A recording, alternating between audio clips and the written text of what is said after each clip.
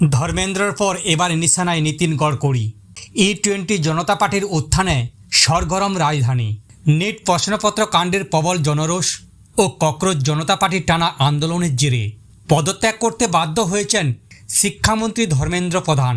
ককরোচদের সেই অভূতপূর্ব সাফল্যের পরই এবার কেন্দ্রীয় সড়ক পরিবহন ও মহাসড়ক মন্ত্রী নীতিন গড়করির বিরুদ্ধে একই ধাঁচে আন্দোলনের প্রস্তুতি শুরু হয়ে গেছে দেশে।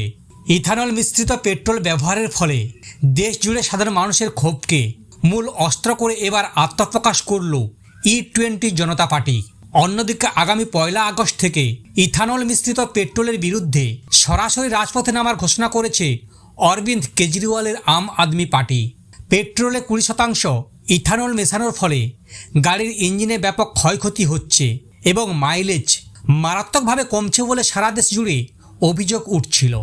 ইথানল ব্যবসার সঙ্গে কেন্দ্রীয় মন্ত্রী নীতিন গড়করির 2 পুত্র এবং সায়ান অ্যাগ্রো ইন্ডাস্ট্রির এই সম্পত্তি হঠাৎ আকাশছোঁয়া বৃদ্ধি পাওয়া নিয়ে বড়সড় বিতর্ক তৈরি হয়েছে।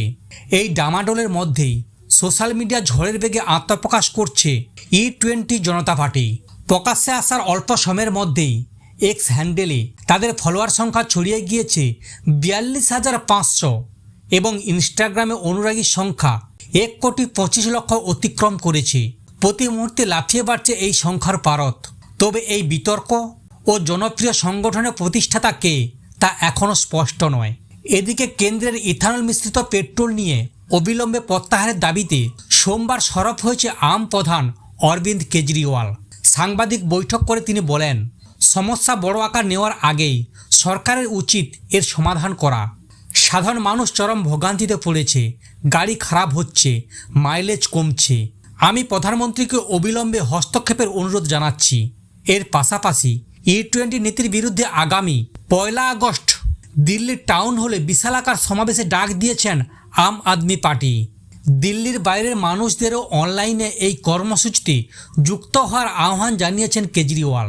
সব মিলিয়ে ককরোচ আন্দোলনের পর এবার E20 ইস্যুতেও দেশ জুড়ে বড় ধরনের রাজনৈতিক আন্দোলনে ঝড় ওঠার পরিকল্পনার ইঙ্গিত মিলছে।